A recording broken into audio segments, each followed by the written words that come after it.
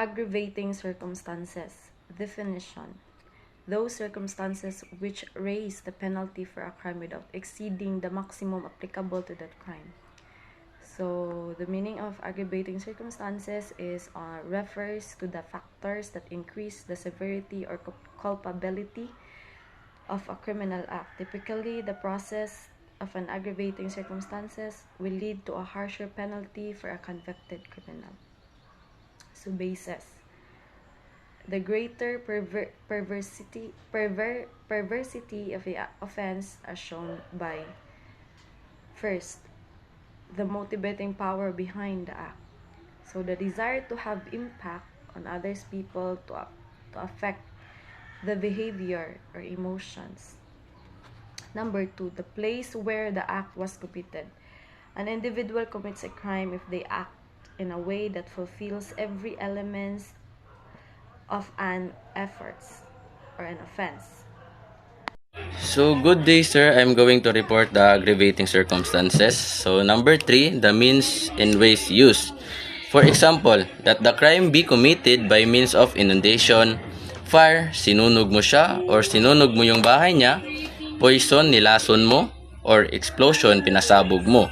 So, mayroong greater perversity of criminal offender. Next is the time. For example, that the crime be committed on the occasion of a conflagration, shipwreck, earthquake, or epidemic.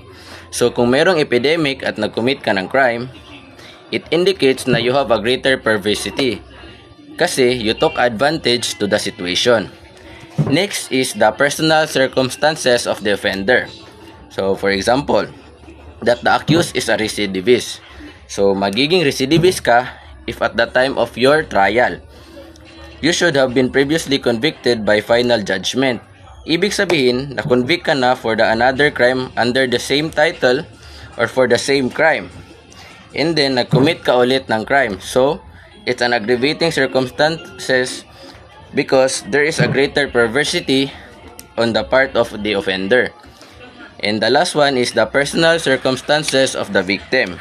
So, the offended party, on account of his rank, age, or sex.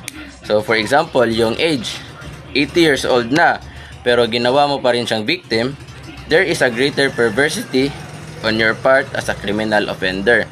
So, that's all, sir, and thank you. For today's video, I will discuss the aggravating circumstances. So, generic is generally apply to all crimes. Means presence sa lahat ng crimes. From paragraph 1 to 3 to 20. For example, is the circumstances of using poison in consideration at the promise or reward and cruelty at which attended. And that's it, sir. Be specific. Applies only to specific crimes. Example of this is ignominy for chastity crimes. Ignominy are circumstances pertaining to the moral order, which as disgrace and obliques to material injury caused by the crime. Next is treachery for persons crimes.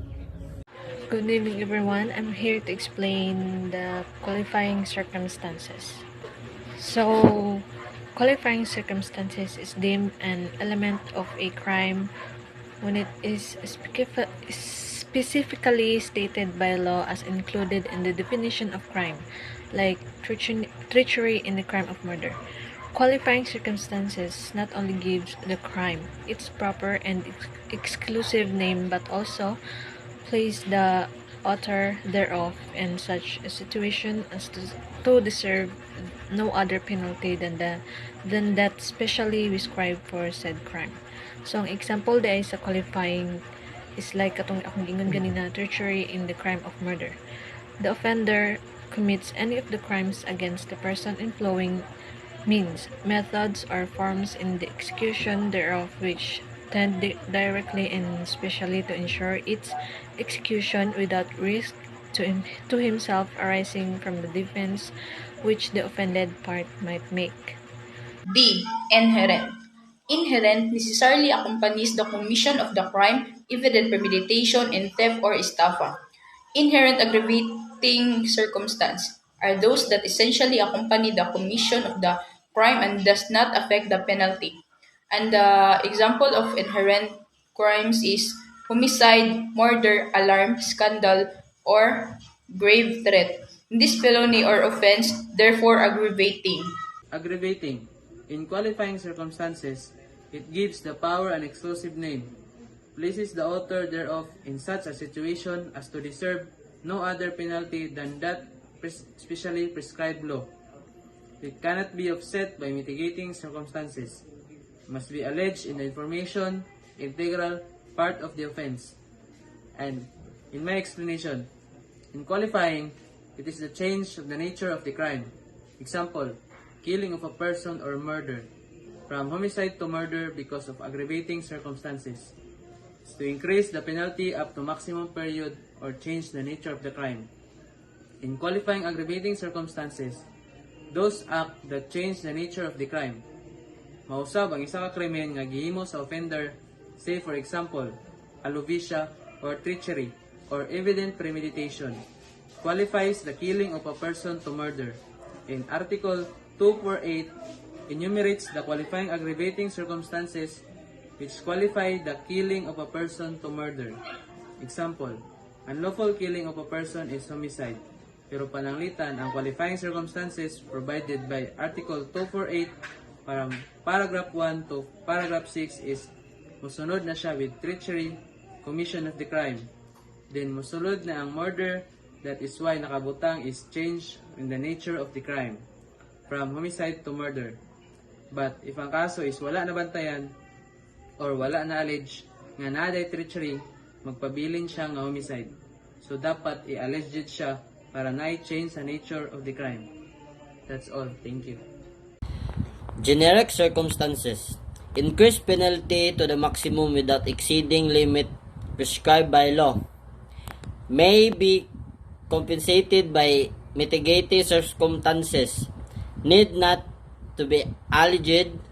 May be proved over the objection of the defense. Qualifying if not alleged will make in generic.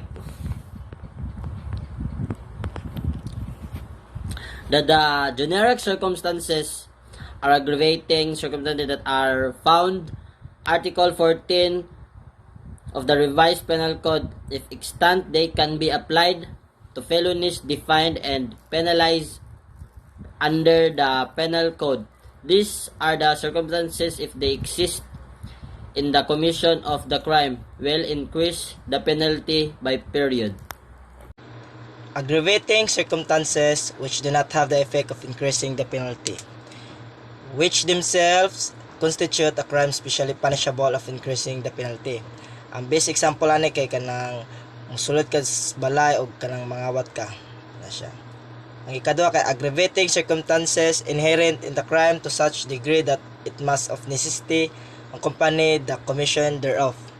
Ang example ani kay evident premeditation inherent in theft, robbery, estafa, adultery, and concubinage. Mara siya mga example sa ikadua. Ang kanang theft, robbery, o kanang estafa, especially kanang mga kawat-kawat. Good day everyone. I will going to report the aggravating circumstance, the FFR aggravating circumstance. Number 1 is the offender is a public officer. The offender is a public officer is that B is charged with the conveyance or custody of a prisoner, either detention prisoner or prisoner by final judgment. Number 2 is the commission of the crime would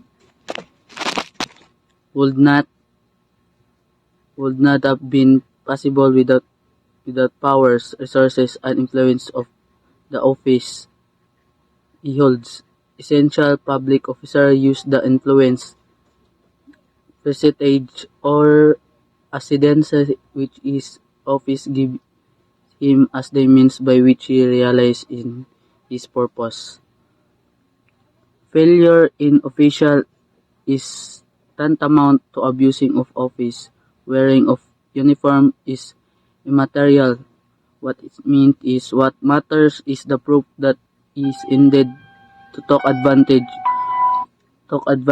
of his position. The second aggravative circumstances is that the crime be committed in contempt of or with insult to the public authorities.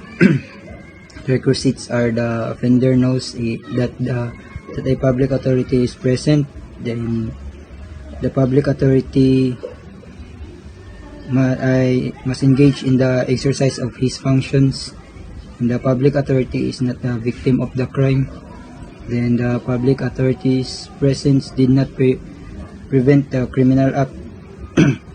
Like for example, Juan and Pedro are quarreling, and the municipal mayor, upon passing by the attempts to stop them, notwithstanding the intervention and the presence of the mayor, Juan and Pedro continued to quarrel until Juan succeed in killing Pedro.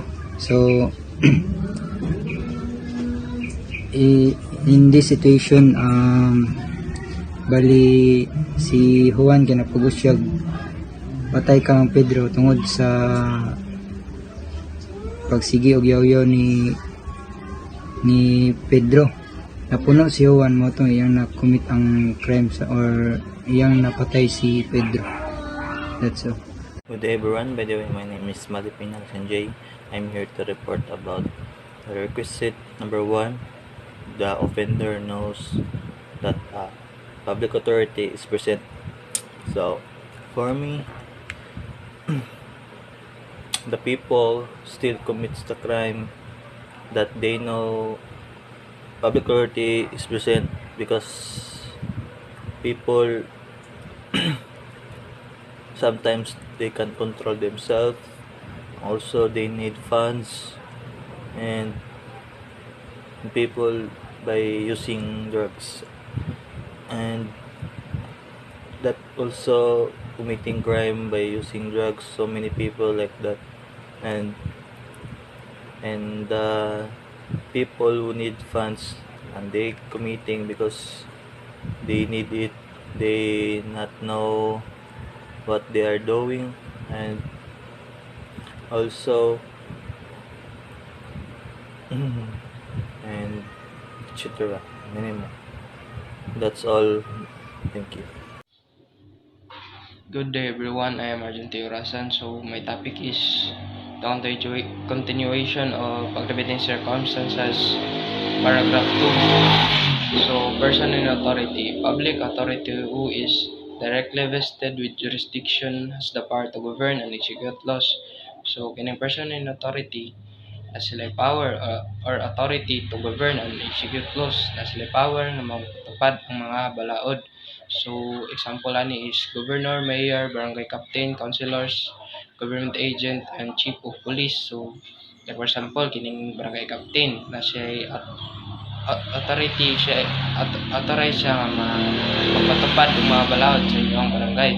So if the accused disregard the authority of that person, example ani mga mayor, governor, barangay captain, it can be considered as aggravating circumstances of contempt or with insult to public authority kay i-disregard man niya ang i-disregard niya ang kaning mga public authority, wala niya pamatia bisag gibadlong na sila ning example ang barangay captain o mayor, wala lang gyapon nila pamatia, nagpadayon lang gyapon sila sa ilang away. So mo consider siya as aggravating circumstances of contempt or with insult of public authority. So ang offended party ani is ang public authority. So kung may aggravating circumstances nga kato inyong nabuhat, so ang